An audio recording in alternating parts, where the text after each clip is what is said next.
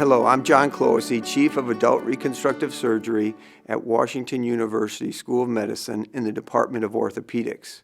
We are part of the BJC Health System. I'd first like to welcome you to our practice and thank you for selecting us for your total joint replacement care. We have an outstanding team that is going to help you with your care and your journey through this process. We are part of the orthopedic surgery department, which is one of the premier departments in the country. Collectively, we are focused on outstanding clinical care and innovation in orthopedic treatments. In total joint replacement, we have an incredible history of leading the way in innovative care, including rapid recovery and outpatient total joint replacement, robotics and computer navigation procedures, and the use of various surgical approaches and implants.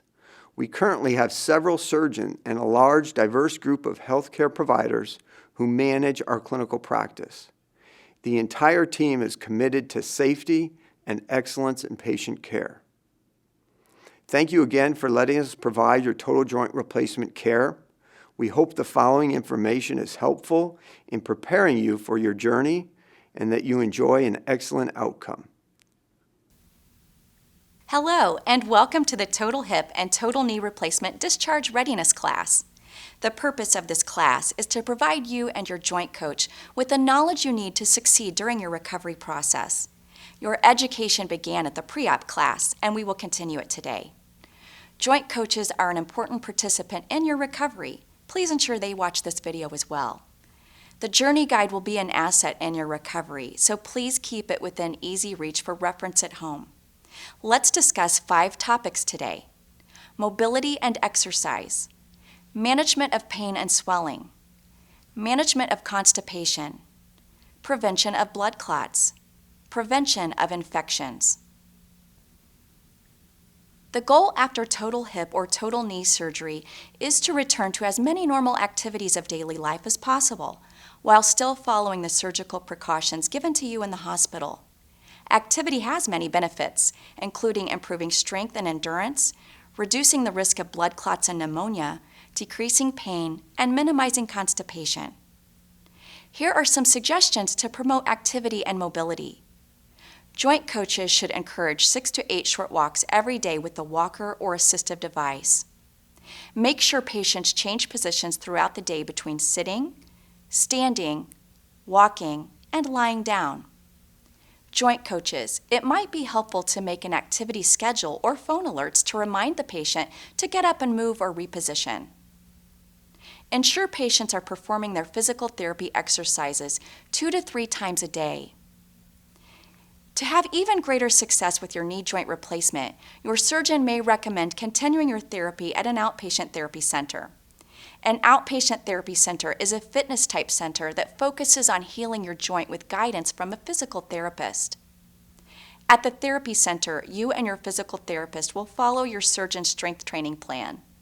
This plan will help reduce soreness and stiffness and improve balance, movement, and control with your new joint. While daily activity is important for recovery, make sure you're not overdoing it. Know about any restrictions that are needed for healing. Your surgeon's office and therapy team will discuss these with you. For knee replacement patients, do not prop a pillow under the knee, causing it to bend. Extension of the knee when reclining is important for healing. Place a pillow under the ankle or elevate the leg on staircased pillows. Everyone feels pain differently.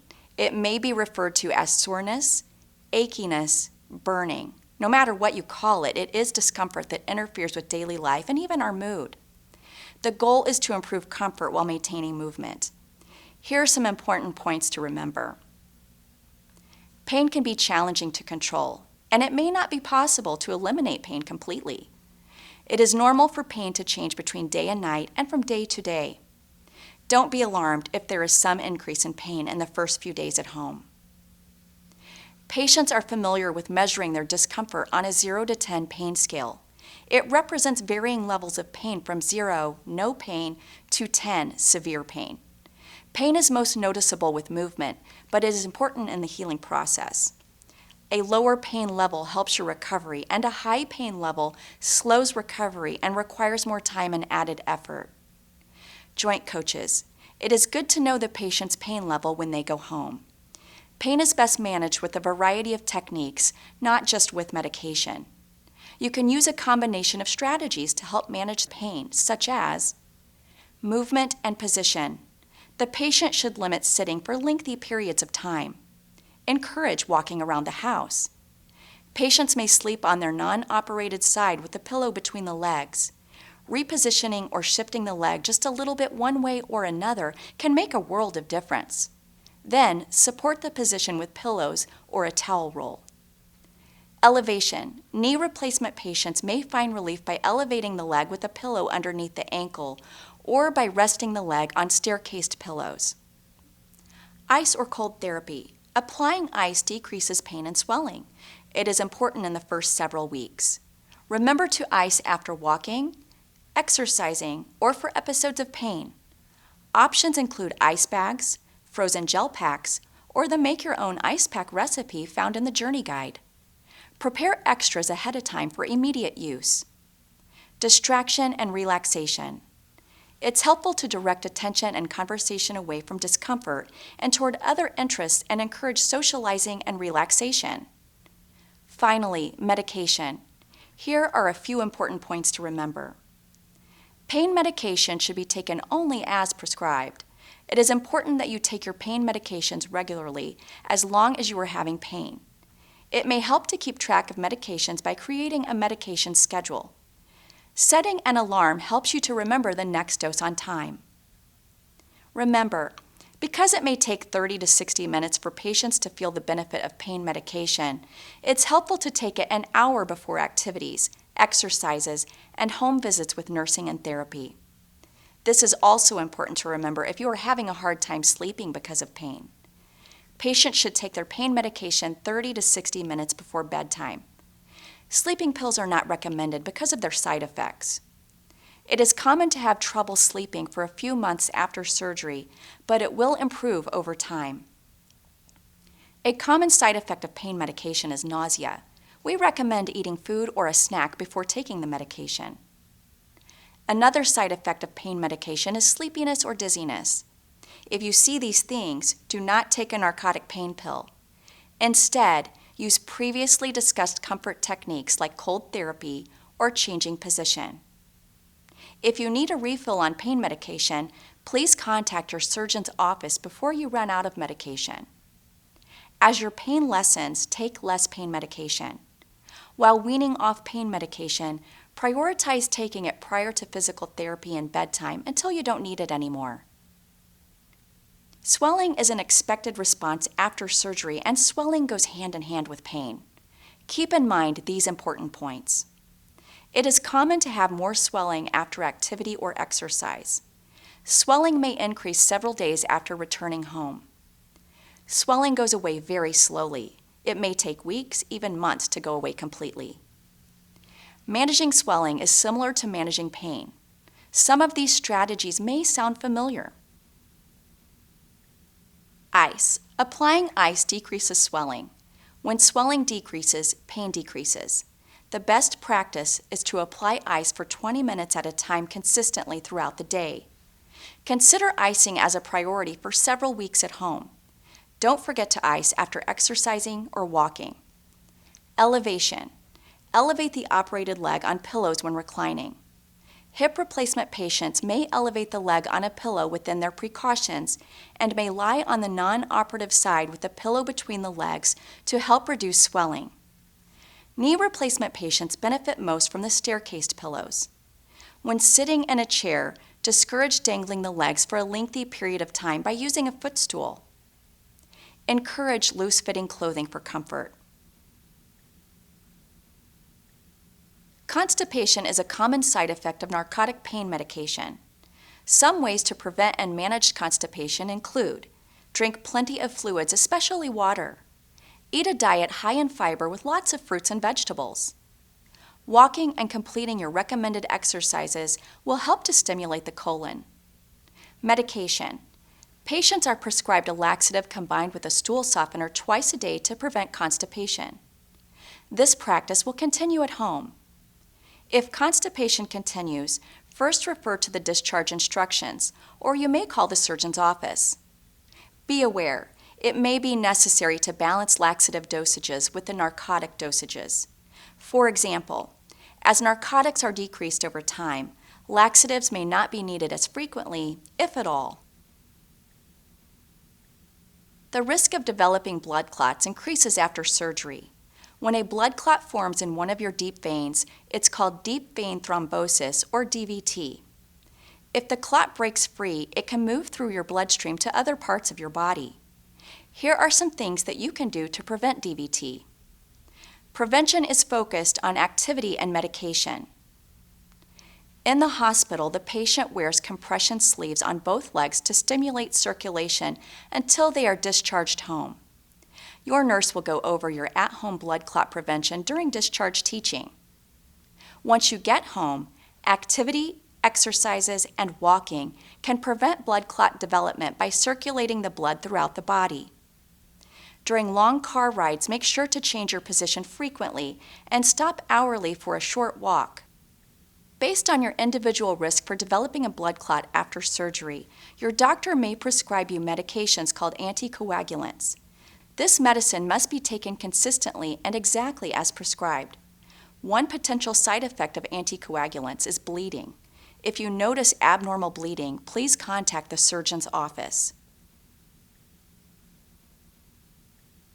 Infection of the wound slows recovery and may prevent full healing. Different surgeries and techniques may require different care and dressings. Incision care instructions are written on your discharge instructions. If a home health nurse visits you after discharge, the nurse will also review this care with you. Please follow these easy tips to reduce the possibility of infection. Practice frequent hand washing. Always wash your hands with warm soapy water or an antibacterial gel before and after wound care, and often throughout the day. Inspect the wound and dressing daily. Look for redness, drainage, warmth, odor, or opening of the surgical incision, or an elevated temperature. Call the surgeon's office if any of these are present. Change the dressing as instructed on the discharge instructions. Never touch the incision directly. Do not place ointments or cleansers on the incision. Do not place heat on the incision. It is important to maintain a clean home environment. Keep pets at a distance to prevent contamination of the wound. You can take showers, but waterproof your incision first. You can purchase Island waterproof dressing or use food wrap that you press and seal to waterproof your dressing.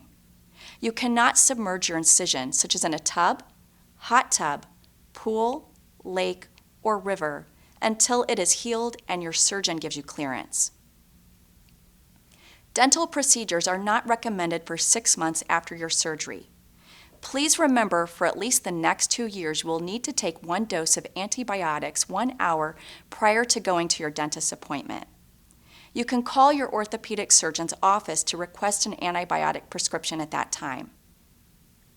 You also want to prevent an infection of the lungs or pneumonia. Chest congestion may occur if there isn't enough airflow. Here are some helpful hints. Make sure you take home your incentive spirometer or breathing machine after discharge. We recommend using the incentive spirometer for the first few weeks after returning home. When using the incentive spirometer, inhale on the plastic tube slowly and deeply for 10 breaths every hour while awake. You can stagger the breaths throughout the hour if necessary. A helpful hint is to encourage use every time a TV commercial comes on. Coughing during usage is normal and encouraged. If you have fever, use the incentive spirometer first, then recheck your temperature and call the surgeon's office if the temperature is still high. Walking also helps open the lungs and circulate oxygen. We discussed the most common and important topics today. Here are some final words of wisdom. Once you are home and settled, please sit down with your joint coach and review all the education provided: discharge instructions, precautions, physical or occupational therapy education, the journey guide, and anything else provided to you by your surgeon's office. In your journey guide, use the daily checklist and record times of pain medication on the medication tracker. Don't forget to try the exercises also outlined in the journey guide. We want your recovery to be successful. Remember, you are not alone. In addition to all the written education, you are encouraged to call the surgeon's team with questions or concerns. Phone numbers are printed on the discharge instructions as in the journey guide. We wish you a smooth and successful recovery. Thank you and happy healing.